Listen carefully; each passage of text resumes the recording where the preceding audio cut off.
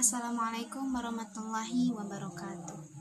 Perkenalkan, kami dari kelompok 3. Pada kesempatan kali ini, kami akan melakukan presentasi tentang pengambilan keputusan strategis. Baiklah, sebelum masuk pada presentasinya, di sini saya akan memperkenalkan diri terlebih dahulu. Perkenalkan, nama saya Anissa Trilestari sebagai pembaca pemateri pertama, ada Sahdiawanti sebagai pembaca pemateri kedua, dan juga ada Yosep Bagung sebagai pembaca pemateri terakhir dan pembaca kesimpulan. Baiklah, langsung saja kepada pemateri pertama. Manajemen strategis. Manajemen strategi merupakan suatu pendekatan yang sistematis untuk mengarahkan organisasi dalam mencapai visi, misi, dan tujuan yang telah ditetapkan.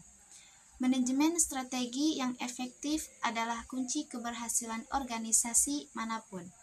Ini melibatkan identifikasi tujuan organisasi, pengembangan kebijakan dan rencana untuk mencapainya, dan mengalokasikan sumber daya untuk pelaksanaannya. Fokus manajemen strategi adalah menggabungkan aktivitas fungsional bisnis untuk mencapai tujuan bisnis. Komunikasi adalah kunci keberhasilan manajemen strategi. Pengertian manajemen strategi menurut ahli. 1. Nawawi.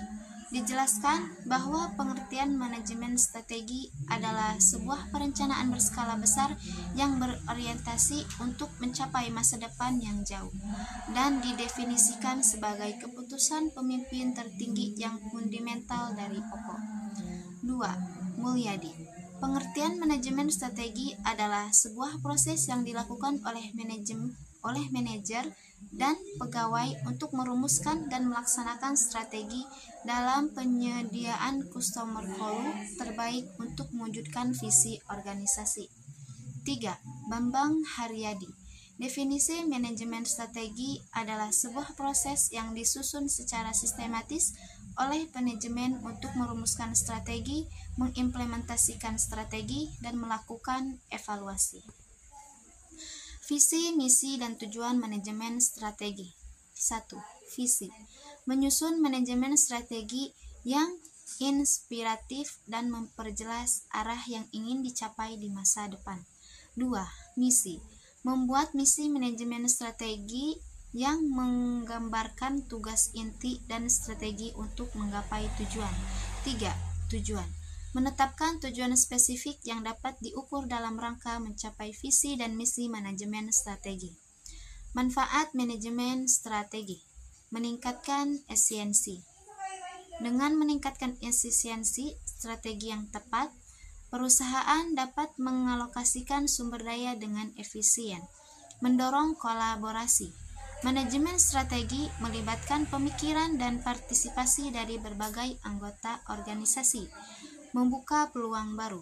Dengan melihat pasar dan tren dengan cermat, perusahaan dapat menemukan peluang baru. Mungkin itu saja materi pertama, dan untuk pemateri kedua akan dilanjutkan oleh Sahdiawanti.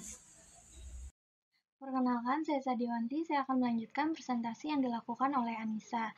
Di sini ada corak manajemen strategi. Dalam corak manajemen puncak, manajer yang berada pada tingkatan manajemen ini disebut top manager. Biasanya yang menduduki tingkatan manajemen ini adalah direktur utama, presiden direktur atau wakil direktur, chief executive officer, dan chief financial officer.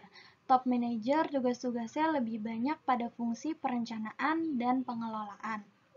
Karena sifat pekerjaannya adalah kerja pikir, yaitu merencanakan dan mengambil keputusan dan mengorganisir. Walaupun kelihatan santai, sebetulnya dia selalu memikirkan keputusan kebijakan apa yang ditempuh untuk mencapai tujuan. Menurut Prof. Dr. Sondang Siagian MPA, kualifikasi atau kebutuhan manajerial perusahaan atas top manajer dibagi menjadi 4, yaitu keterampilan manajerial, cara berpikir manajerial, kerangka konseptual manajerial, dan sifat pengetahuan manajerial. Memahami pengambilan keputusan. Pengambilan keputusan strategi adalah proses memilih tindakan terbaik untuk mencapai tujuan jangka panjang organisasi di tengah lingkungan yang kompleks. Keputusan ini melibatkan evaluasi sumber daya, analisis risiko, dan penentuan prioritas. Tahapan pengambilan keputusan.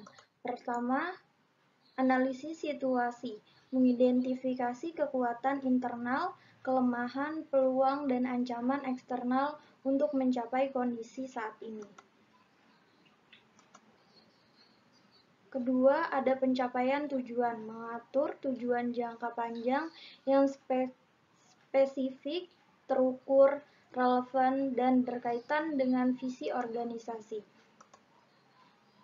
Ketiga, pemilihan alternatif, menghasilkan pilihan yang memungkinkan untuk mencapai tujuan dengan mempertimbangkan konsekuensi dan potensi dampaknya. Yang keempat, ada evaluasi dan seleksi, mengevaluasi setiap alternatif dengan mempertimbangkan faktor-faktor tertentu dan memilih opsi terbaik. Di sini juga ada faktor-faktor yang mempengaruhi pengambilan keputusan strategi. Yang pertama ada karakteristik pemimpin, kepribadian, nilai-nilai, dan preferensi pemimpin mempengaruhi pengambilan keputusan. Yang kedua ada keterbatasan sumber daya seperti anggaran, tenaga kerja, dan waktu dapat mempengaruhi keputusan strategi. Yang ketiga, ada kondisi lingkungan, perubahan dalam lingkungan eksternal seperti kondisi pasar dan regulasi pemerintah mempengaruhi keputusan strategi. Yang keempat, ada kebijakan dan prosedur organisasi. Kebijakan dan prosedur organisasi membentuk batasan dan panduan keputusan strategi. Hai semuanya, saya Yosep. Saya akan melanjutkan apa yang disampaikan oleh saudara Sahdia, yaitu model-model pengambilan keputusan strategi. Ada model rasional, model intuitif, dan model inkremental. Model rasional yaitu pengambilan keputusan terprogram berdasarkan analisis rasional dan informasi yang lengkap. Dan yang kedua, model intuitif, yaitu pengambilan keputusan berdasarkan insting, pengalaman, dan pengetahuan intuitif. Dan yang ketiga, model inkremental, yaitu pengambilan keputusan berangsur-angsur melalui pembaruan bertahap. Contoh kasus pengambilan keputusan strategi. Pertama, perusahaan A telah mengidentifikasi tren pasar yang berubah dan memutuskan untuk mengubah strategi penjualan online mereka. Kedua, organisasi B menghadapi krisis keuangan dan memutuskan untuk melakukan restrukturisasi bisnis mereka. Yang ketiga, perusahaan C mengalami peningkatan persaingan dan memutuskan untuk merancang strategi pemasaran yang baru. Cara dasar dalam perumusan strategi. Cara wirausaha. Satu individu yang sangat hebat merumuskan strategi. Fokusnya pada kesempatan dan masalah adalah nomor 2. Strategi dikendalikan oleh arahan visi pendirinya sendiri dan ditunjukkan secara menyeluruh dengan keputusan-keputusan yang tegas. Sasaran dan dominannya adalah pertumbuhan perusahaan. Yang kedua, cara adaptif. Cara ini bercirikan pemecahan yang bersifat reaktif dalam menghadapi masalah yang ada daripada mencari kesempatan-kesempatan baru. Banyak persetujuan terjadi dengan memperhatikan prioritas tujuan. Yang ketiga, cara perencanaan. Perencanaan strategis meliputi pencarian kesempatan-kesempatan baru yang dilakukan secara proaktif dan pemecahan yang bersifat reaktif terhadap masalah yang ada. Tantangan masa depan dan strategi adaptasi. 1. Inovasi teknologi. 2. Perubahan demografi. 3. Persaingan global. 4. Tuntutan keberlanjutan. Mengembangkan strategi adaptasi yang responsif terhadap tantangan yang dihadapi untuk menjaga keberlanjutan dan daya saing organisasi. Kesimpulan dan saran. Pengambilan keputusan strategi adalah langkah kritis dalam menghadapi tantangan dan mencapai tujuan organisasi. Dalam mengambil keputusan, penting untuk mempertimbangkan informasi yang relevan, melibatkan pihak yang terlibat, dan secara teratur mengevaluasi hasilnya. Oke, sekian dan terima kasih dari materi kami, yaitu pengambilan keputusan strategi. Mungkin ada yang kurang, ya kita perbaiki sama-sama lah ya. Silakan bertanya. Terima kasih guys.